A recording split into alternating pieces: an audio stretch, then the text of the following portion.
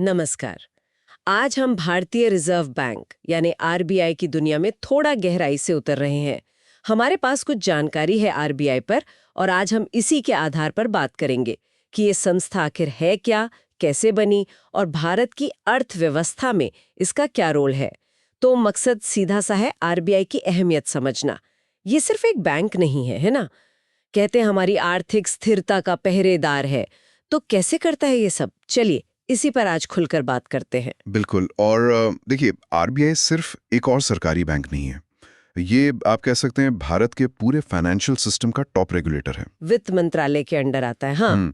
और इसका काम सिर्फ बैंकों पर नजर रखना नहीं है, बल्कि पूरी अर्थव्यवस्था में कितना पैसा घूम रहा है, मतलब मनी सप्लाई, उसको कंट्रोल करना भी है। बहुत बड़ा काम है। तो फिर शुरुआत इसके मकसद से ही करते हैं। मतलब आरबीआई बनाया क्यों गया था, इसके मेन ऑब्जेक्टिव्स क्या थे और क्या वो आज भी वैसे ही हैं? हाँ, देखिए, इसके जो कोर ऑब्जेक्टिव्स हैं वो तो शुरू से लगभग वही हैं। पहला, नोट इशू करने का सिस्टम रेगुलेट करना, ऐसा नहीं कि कोई भी छाप ले। दूसरा, देश में फॉरेन एक्सचेंज रिजर्व बनाए रखना ताकि रुपए की कीमत स्टेबल रहे। और तीसरा, देश का जो पूरा क्रेडिट और करेंसी सिस्टम है उसको देश के भले के लिए चलाना। हाँ, वक्त के साथ एक चीज और जुड़ गई जो बहुत अहम है कि देश की ग्रोथ भी हो लेकिन कीमतें भी काबू में रहें, मतलब महंगाई कंट्रोल। ये बैलेंस बनाना, यही सबसे बड़ा चैलेंज है। अच्छा, और इसकी कहानी, मतलब शुरुआत कहाँ से हुई? आपने कहा था विश्व युद्ध के बाद। हाँ, जड़ें वही हैं। फर्स्ट वर्ल्ड वॉर के बाद दुनिया भर में इकोनॉमिक दिक्कतें थीं, भारत में भी।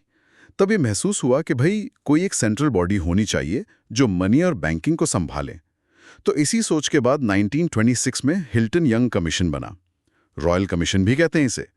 इसी कमीशन ने पहली बार कहा कि एक रिजर्व बैंक ऑफ इंडिया बनना चाहिए, बिल्कुल साफ साफ। और इसी की सिफारिश पर फिर 1934 में आरबीआई एक्ट पास हुआ। और फिर 1 अप्रैल 1935 से काम शुरू। पहले कलकत्ता में, फिर परमानेंटली मुंबई आ गया 1937 में। ये बात भी सुनने में आती है कि भारत पहली ब्रिटिश कॉलोनी था जिसका अपना सेंट्रल बैंक था। ये सच है? हाँ, ये दिलचस्प फैक्ट है, बिल्कुल। लेकिन इससे भी बड़ा टर्निंग पॉइंट था 1949 में, आज़ादी के फौरन बाद।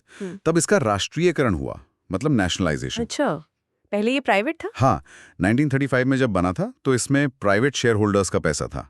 लेकिन 1948 में एक्ट आया और 1949 में सरकार ने इसे पूरी तरह से अपने कंट्रोल में ले लिया। ये दिखाता है कि नई सरकार सेंट्रल बैंक को कितना जरूरी मानती थी। ठीक है, इतिहास तो समझ आ गया। अब ये बताइए कि ये संस्था चलती कैसे है? मतलब कौन लोग हैं जो इतने बड़े फैसले लेते हैं? इसका स्ट्रक्चर कैसा है? देखिए, आरबीआई का जो सारा काम है वो उसका सेंट्रल बोर्ड ऑफ डायरेक्टर्स देखता है। यही मेन कमेटी है। इसमें कुल मिलाकर 21 सदस्य होते हैं, अलग अलग फील्ड से। 21? हाँ, काफी बड़ा बोर्ड है। कौन कौन होते हैं इसमें? सब बैंकर ही होते हैं या बाहर के लोग भी? इसमें मिक्स होता है। सबसे ऊपर तो ऑफिशियल डायरेक्टर्स, गवर्नर और ज्यादा से ज्यादा 4 डिप्टी गवर्नर। इनका टर्म 5 साल तक का होता है। फिर होते हैं नॉन गवर्नमेंट डायरेक्टर्स। ये 10 लोग सरकार नॉमिनेट करती है, अलग अलग फील्ड से, जैसे इंडस्ट्री, एग्रीकल्चर, कोऑपरेटिव्स वगैरह से, 4 साल के लिए। और इसके अलावा 4 लोकल बोर्ड्स हैं, मुंबई, कोलकाता, चेन्नई, दिल्ली में। उन चारों से एक एक डायरेक्टर। अच्छा। और आखिर में 2 सरकारी अधिकारी भी होते हैं, केंद्र सरकार के। तो आप देखिए, आरबीआई के अपने लोग, बाहरी एक्सपर्ट्स और सरकार, सबका कॉम्बिनेशन है। आपने लोकल बोर्ड्स का जिक्र किया, उनका क्या खास रोल है? वो सिर्फ नाम के लिए है? नहीं नहीं, उनका रोल है। ये चारों मेट्रो शहर में हैं। हर बोर्ड में 5 सदस्य होते हैं। इनका काम है रीजनल इश्यूज को उठाना और साथ ही जो सहकारी बैंक हैं, छोटे बैंक हैं, उनके हितों का भी ध्यान रखना। वो एक तरह से जमीन की आवाज सेंट्रल बोर्ड तक पहुंचाते हैं। हेडक्वार्टर तो मुंबई में है ही, सेंट्रल ऑफिस, लेकिन देश भर में करीब 22 रीजनल ऑफिस और कई स्पेशल डिपार्टमेंट्स भी हैं। ये तो हुई बनावट की बात।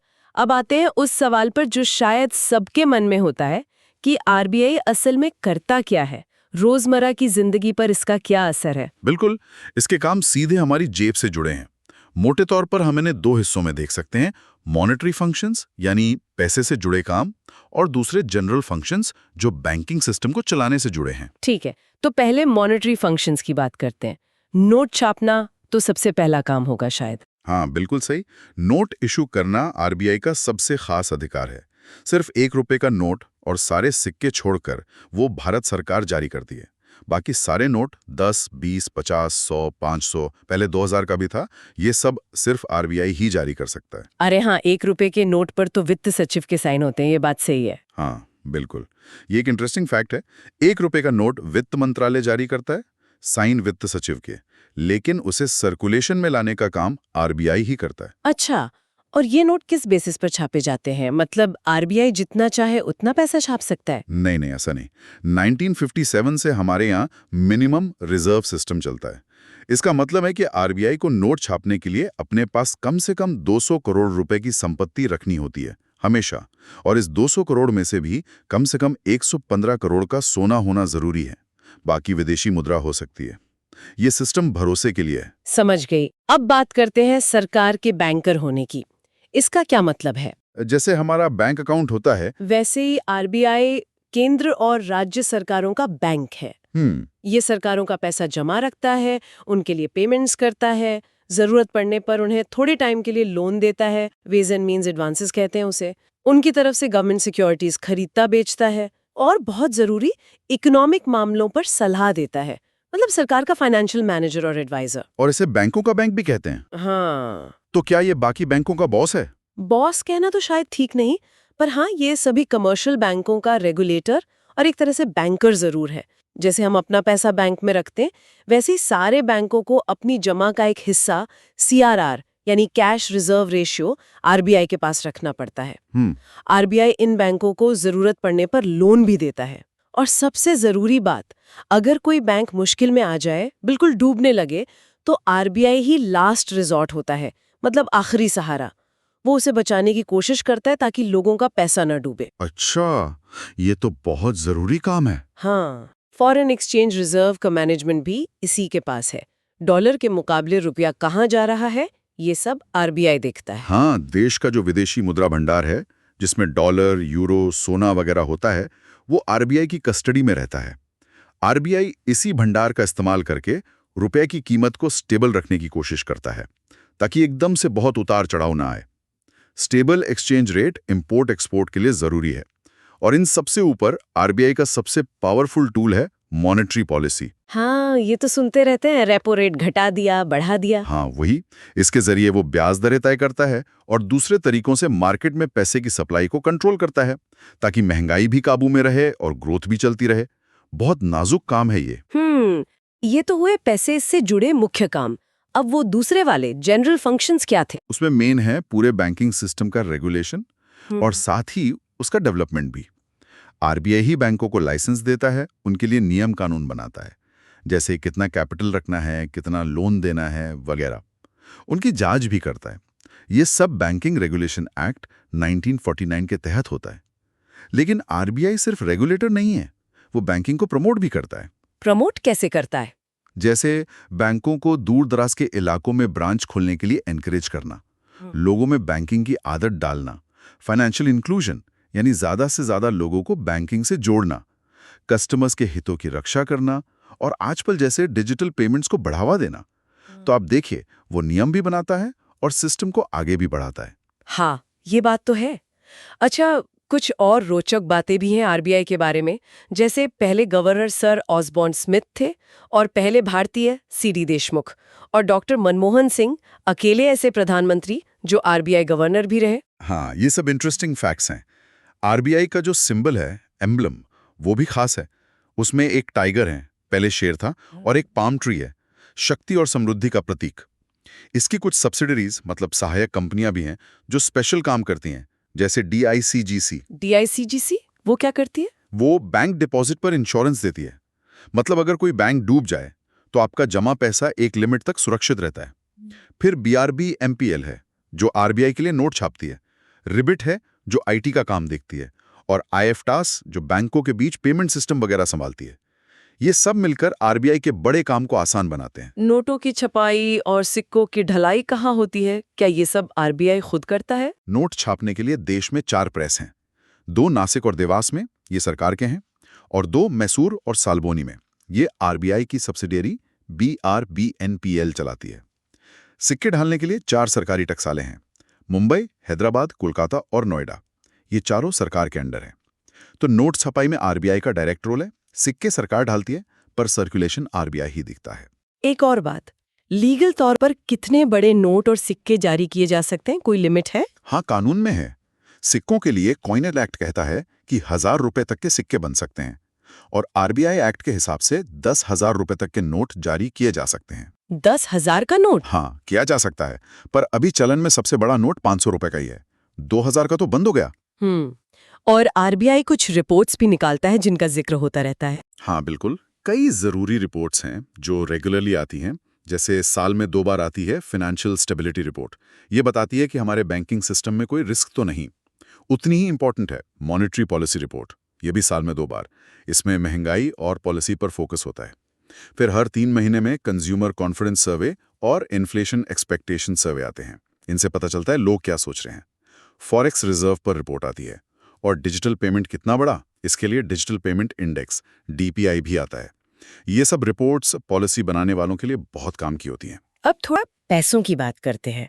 आरबीआई की कमाई कैसे होती है और ये जो सरप्लस या अधिशेष सरकार को देने की बात होती है, वो क्या मामला है?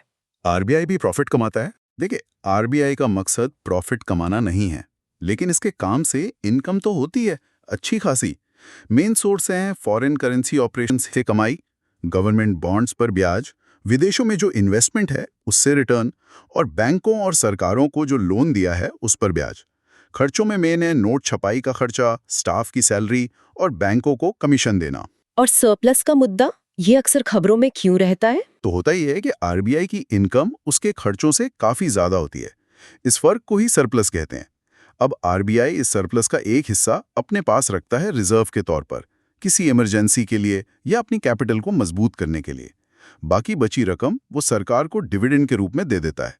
यहीं पर कभी-कभी थोड़ी खींचतान होती है। खींचतान क्यों? सरकार अक्सर चाहती है कि आरबीआई ज्यादा से ज्यादा पैसा उसे दे ताकि वो अपने खर्चे पूरे कर सके या घाटा कम कर सके। सरकार का तर्क होता है कि आरबीआई जरूरत से ज्यादा रिजर्व रख रहा है। वहीं आरबीआई का मानना होता है कि भविष्य के किसी बड़े इकोनॉमिक शॉक, जैसे कोई ग्लोबल क्राइसिस आ गया या रुपए की कीमत बहुत गिर गई, उससे निपटने के लिए उसके पास मजबूत रिजर्व होना जरूरी है। ये उसकी क्रेडिबिलिटी और आजादी के लिए भी जरूरी है। ये तो नाजुक संतुलन है। बिल्कुल, ये सिर्फ भारत की बात नहीं, दुनिया भर में सेंट्रल बैंक और सरकारों के बीच ये टेंशन रहती है।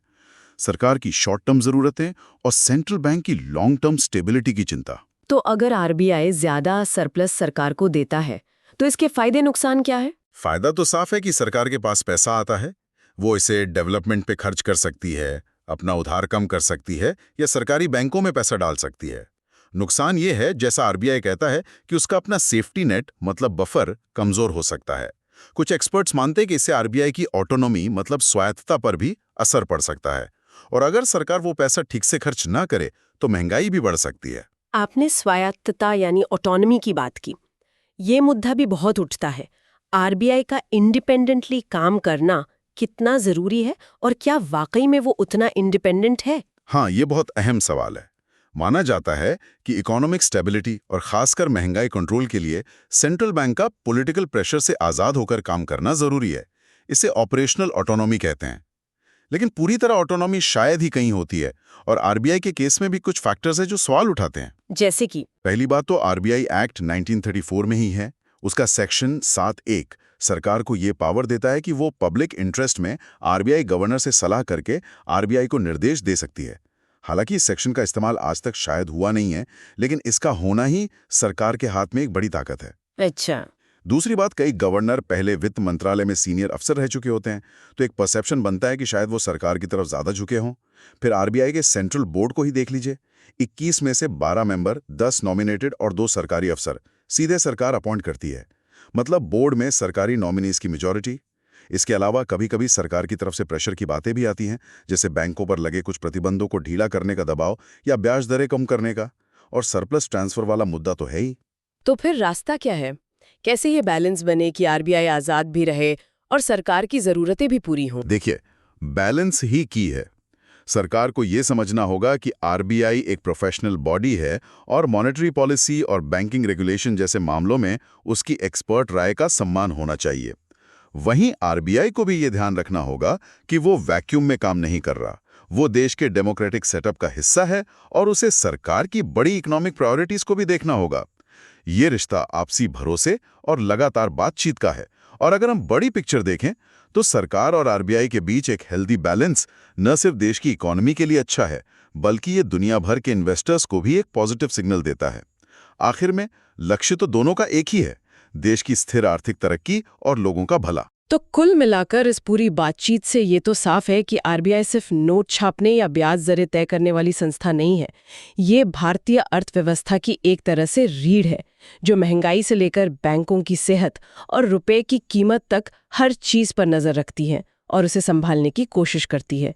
इसका हर कदम हमारी आर्थिक जिंदगी पर सीधा असर डालता है।